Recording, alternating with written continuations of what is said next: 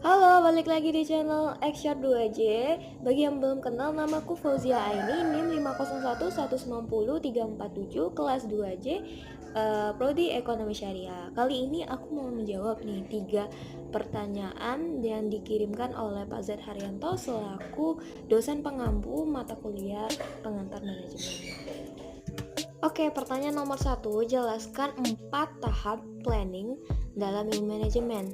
Nah, dalam kegiatan planning itu terdiri dari 4 tahap yang harus dilaksanakan. Yang pertama itu menetapkan target atau tujuan. Awal mula, kita akan membuat keputusan yang berkaitan tentang kebutuhan dan keinginan dari organisasi kita saat itu. Tujuannya untuk apa? Agar organisasi itu tidak menghabiskan sumber dayanya secara tidak efisien. Itulah kenapa menetapkan keputusan yang berkaitan tentang kebutuhan dan keinginan dari organisasi itu sangatlah penting atau krusial.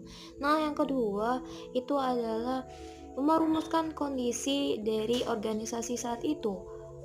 Kita harus mengamati betul apakah organisasi tersebut sedang dalam masa krisis keuangan ataupun beberapa faktor masalah yang lainnya.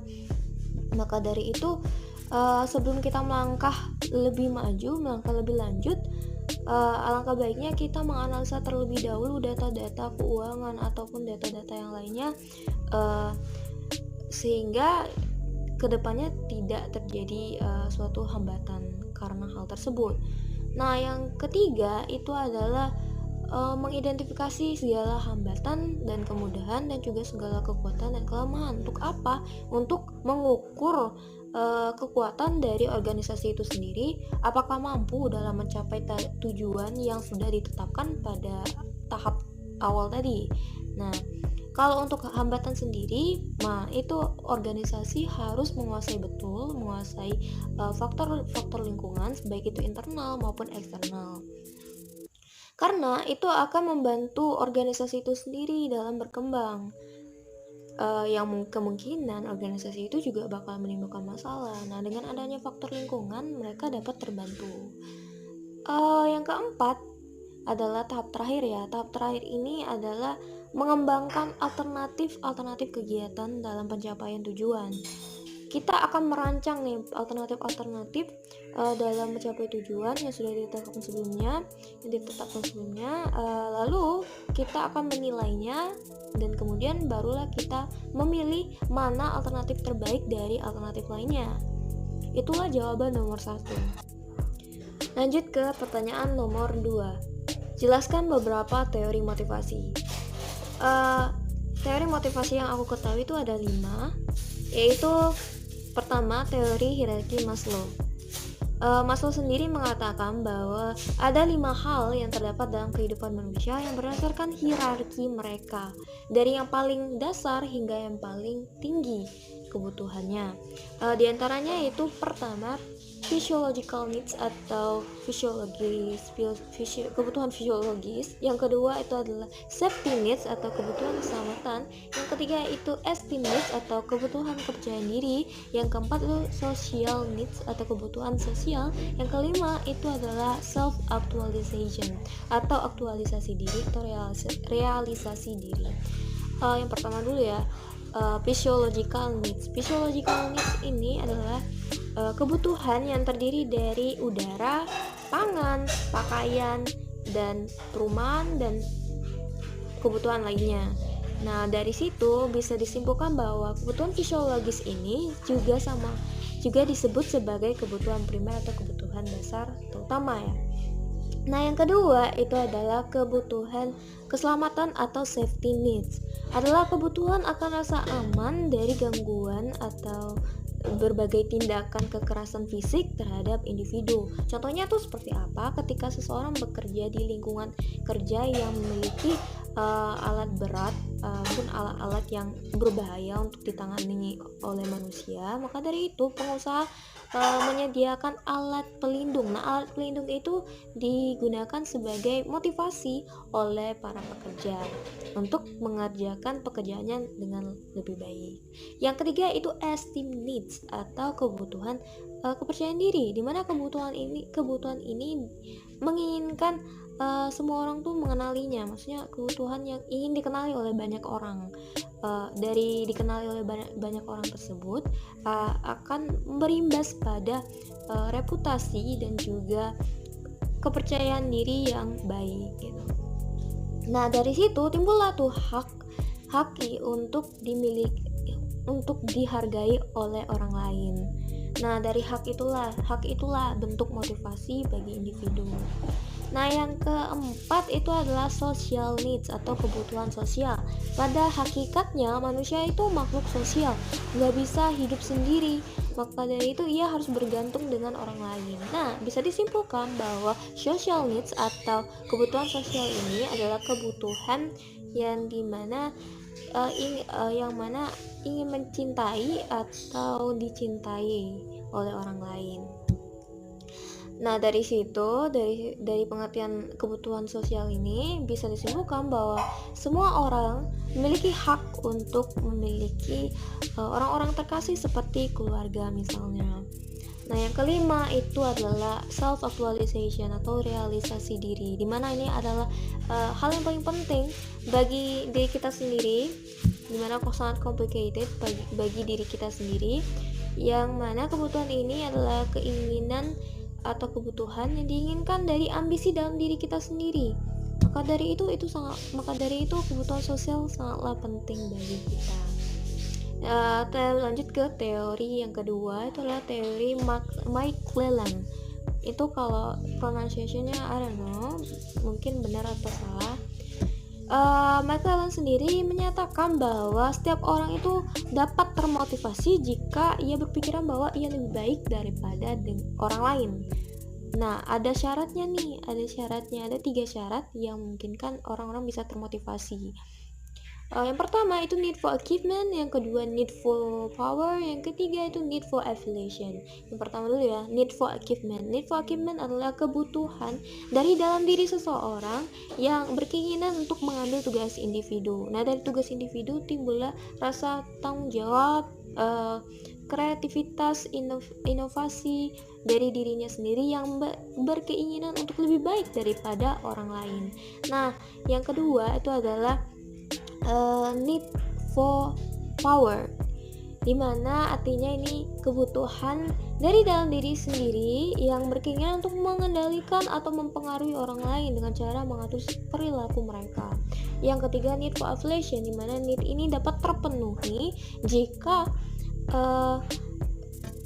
dengan adanya keberadaan si persahabatan dan juga kekeluargaan. Lanjut ke teori yang ketiga, itu adalah teori E.R.G. Alderfer. Teori E.R.G. Alderfer ini merupakan teori alternatif yang digunakan terhadap teori hierarki Maslow. Nah, apa aja sih alternatifnya? Yang pertama itu existence needs, yang kedua itu adalah relatedness needs, yang ketiga itu adalah growth needs. Yang pertama itu adalah existence needs, adalah kebutuhan yang memenuhi faktor-faktor fisiologis dan juga faktor materialistis seperti rasa kenyamanan, rasa keamanan. Yang kedua itu adalah relatedness needs, dimana kebutuhan ini menjurus pada berkeinginan untuk memiliki hubungan dengan orang lain, memiliki hubungan dengan orang lain. Yang ketiga itu adalah growth needs, adalah kebutuhan yang berkeinginan untuk menjadi orang yang lebih baik. Lanjut ke teori motivasi yang keempat, yaitu teori harapan Fromm. Teori harapan Fromm ini menyatakan bahwa seseorang itu dapat termotivasi untuk mengerjakan sesuatu jika ia menginginkan hasil yang sempurna. Nah, ada beberapa konsep dalam teori harapan Fromm ini. Yang pertama itu ekspektasi, yang kedua itu mentali, yang ketiga balance. Yang pertama itu ekspektasi adalah keyakinan yang keyakinan bahwa suatu usaha yang dilaksanakan itu dapat menghasilkan hasil yang sempurna. Yang kedua itu instrumentally, adalah keyakinan bahwa suatu kinerja itu dapat mencapai pencapaian yang tertentu. Yang ketiga itu adalah valence. Nah, dalam konsep ini menyatakan bahwa nilai positif dan nilai negatif yang digunakan oleh seseorang itu dapat dijadikan sebagai referensi dalam menghasilkan hasil yang sempurna ya. Nah, lanjut ke teori yang kelima, yaitu teori motivasi Herzberg. Teori motivasi Herzberg ini disebut juga sebagai teori dua faktor atau juga disebut sebagai teori MH. Nah, teori ini menjelaskan bahwa bagaimana seorang manajer itu mengendalikan faktor-faktor tersebut yang mungkin memberikan kepuasan atau tidak dengan pekerjaannya. Nah, dua set faktor tersebut dapat terpengaruhi oleh motivasi. Maka dari itu, motivasi kelompok pertama yang digunakan pada faktor kepuasan profesional, yaitu seperti kinerja, tanggung jawab, dan penghargaan, itu dapat dijadikan sebagai motivasi bagi pekerja. Yang kedua, motivasi pada kelompok kedua digunakan pada faktor ketidakpuasan di tempat kerja, yaitu seperti kondisi kerja. Terus yang kedua itu hubungan antar individu dan teknik pengawasan, dan juga upah. Nah, itu juga dijadikan sebagai motivasi bagi pekerja. Itulah jawaban nomor 2. Pertanyaan nomor 3, jika seandainya saya seorang pemimpin, motivasi apa yang akan saya sampaikan kepada staf di lingkungan kerja maupun masyarakat? Jelaskan motivasi tersebut dan ilustrasikanlah. Kalau motivasi ya mungkin seperti ini ya. Saya sadar, semua orang sadar bahwa pandemi ini memaksa kita menuju ke transisi yang berbeda dari sebelumnya. Ketakutan dan kekhawatiran membuahi kehidupan yang semeraut. Jangan jadikan hiruk-pikuk itu melahirkanmu yang intoleran terhadap anjuran dan protokol kesehatan. Tidakkah kalian lihat berita-berita yang sudah disiarkan di mana-mana? Bagaimana beberapa industri yang resesi dan juga taruhan nyawa tim garda medis. Apakah kalian masih sanggup untuk melangkahkan kaki hanya untuk bersenang-senang? Lain hal itu penting. Apakah kalian ingat tentang orang-orang terkasih kalian yang berada di rumah?